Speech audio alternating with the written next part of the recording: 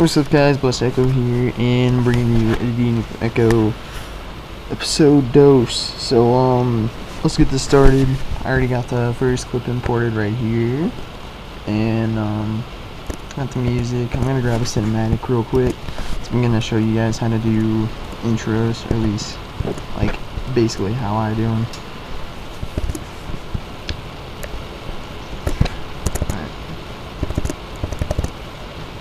So basically, a good trick for cinematics, especially on an intro, say the first clip is on Sandbar, then you want to use the cinematic for Sandbar because it makes sense.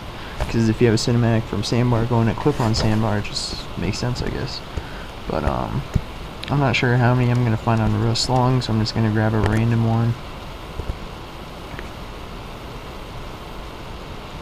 Alright.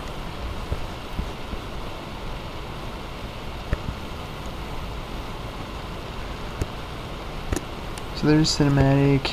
Now what you're gonna want to do is, I strongly recommend getting Cinema 4D.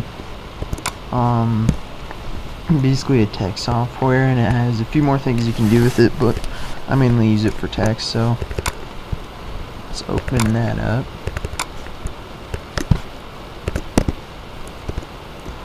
All right. While we're waiting for that, we could probably do some color correction for this. So let's go into looks.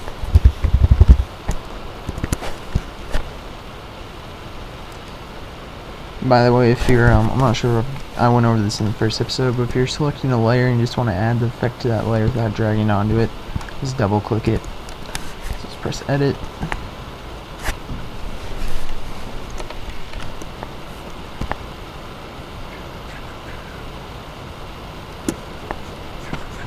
Alright.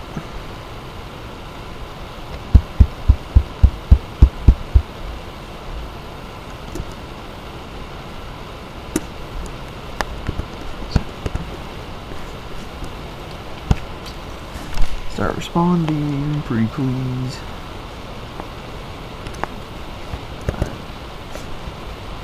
Well, let's just wait for this to respond, and while that's responding, we can see Cinema 4D. Okay. For Cinema 4D to get text, you go to MoGraph, MoText, not that one, not Tracer, MoText, and then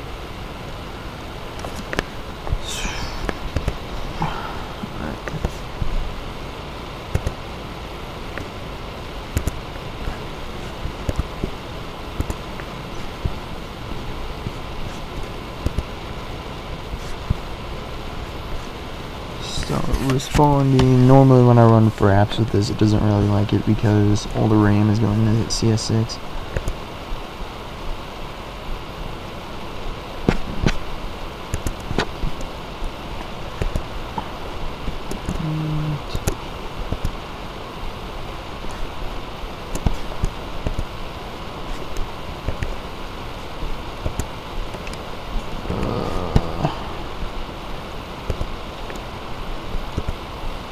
Okay.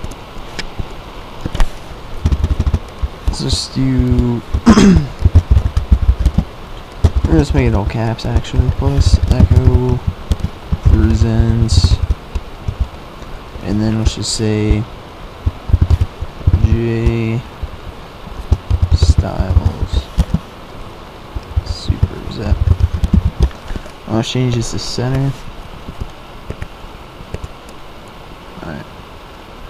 Now for font, I'm gonna get a custom font, and if you go to datfont.com, or I mean not datfont, dafont, DA, then font, you'll be able to find a bunch of different fonts there. I'll just grab Alba, and I'm gonna rotate it 45 degrees so that it's centered. One sec.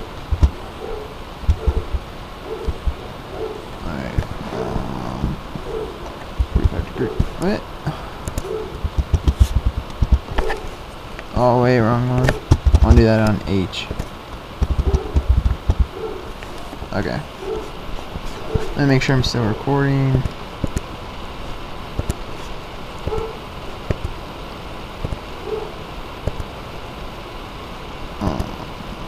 Okay. Yeah, I'm pretty positive I am. Okay, so then you're gonna want to go into, what is it? Move. Yeah, it's this one. All right. I believe it's this arrow. Yeah, it's a green arrow. You want to grab that. Make sure when you're doing this that what do you call it? When you're doing this, make sure that the text is inside that dark line on the side, because that's going to be what's rendered out, so you don't want any of the lettering to get cut off. So let's create a material. Actually, I'll load one. Let's go with this one,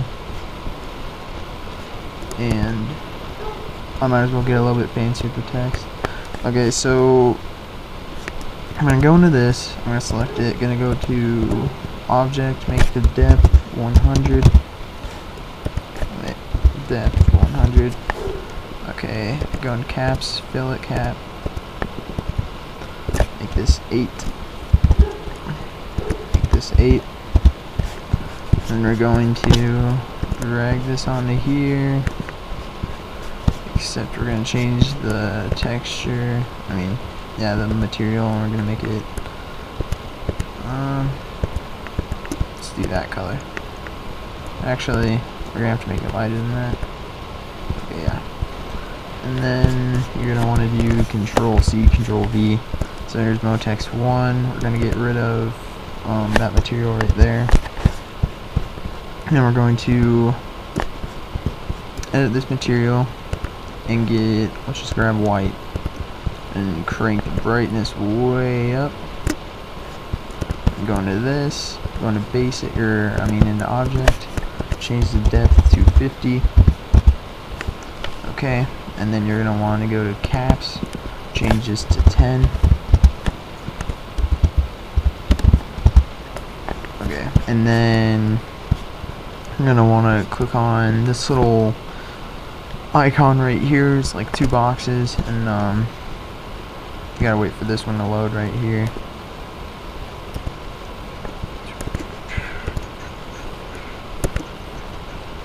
A sec. It's weird. A sec. Try and load it again. Huh. Oh, it doesn't wanna. Sec. Okay.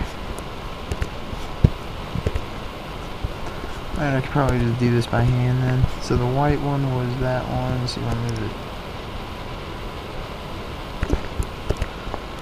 it. Basically in the middle, so that's pretty good.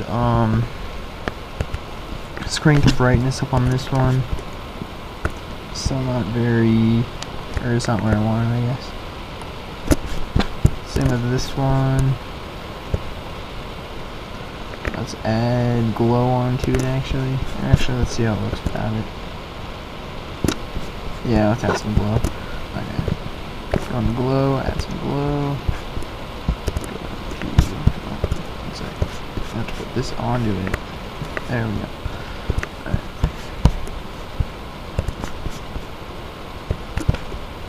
Some glow. Let's see how it looks. Alright, so it looks pretty good. So I'm gonna go ahead and render this out, and to do that, go into this, go into save, go to JPEG or whatever, and choose where you want to save it. I normally save things to the desktop, but for this I'll just save it in here. So we're gonna do, I'll just do JStyle supers text. Okay. Alright. Now to save it, press on this middle one right here and it'll render it out for you. Alright. So there's the text, it's saved. Now we're gonna go back into CS6. Let's get some color correction. We can just close out of this now because we don't really need it. Alright. Just go ahead and save it anyways. Alright, now I'm going to go into,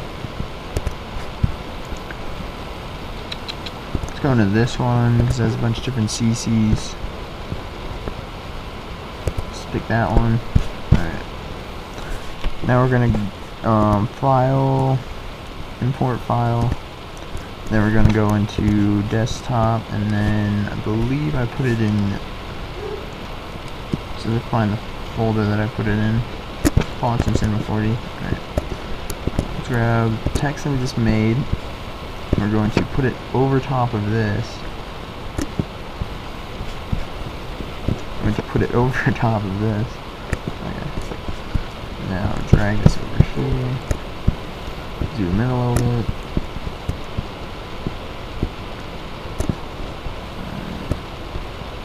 Okay. Now what we're gonna do is we're going to you want to press toggle switches or modes. Go into normal, change that to, I believe it's add.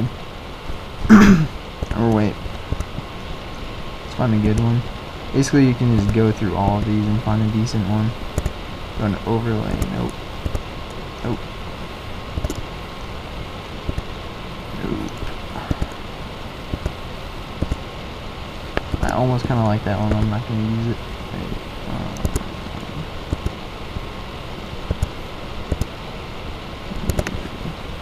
Dissolve, nope. Darken.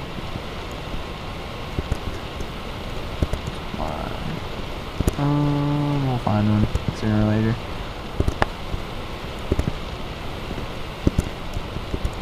Add.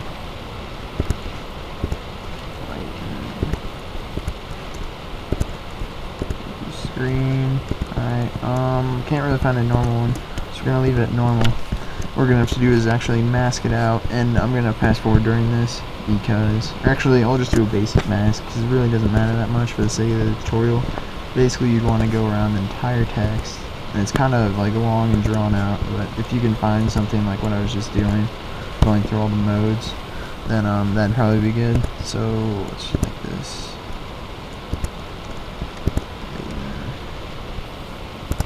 Alright, we're just gonna leave this at normal.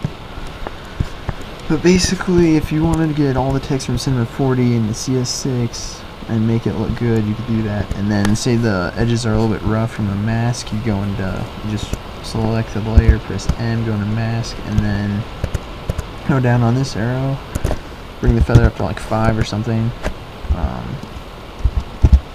Say you do it like that, then I'll make the edges of the mask better. I'll show you guys that.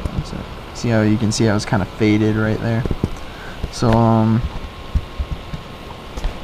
make sure I'm still recording. Okay, alright. Let me see how long this is.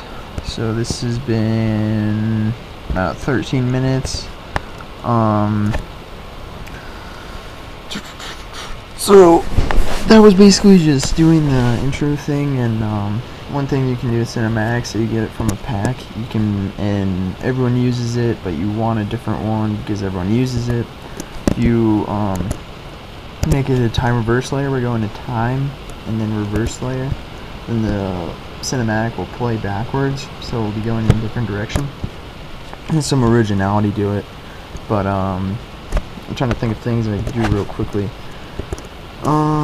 Oh yeah, if you want to see, say, the bass drops or whatever in the song that you're using, if you press L on that layer, it will show you all the different, it basically shows you the 2 and 4 beat also, because you can see when it rises, that's a 2, that's a 4, that's a 2, that's a 4, that's a 2, that's a 4, that's a 2, that's a 4. Because a basic rock beat is a 2 and 4. So if you, what you want to do is try and sync the shots off those 2 and 4s. And also, what you can do is, while looking at that, you can synchronize the clip, so right when there's a headshot, you can make it go quiet, like right at that beat. But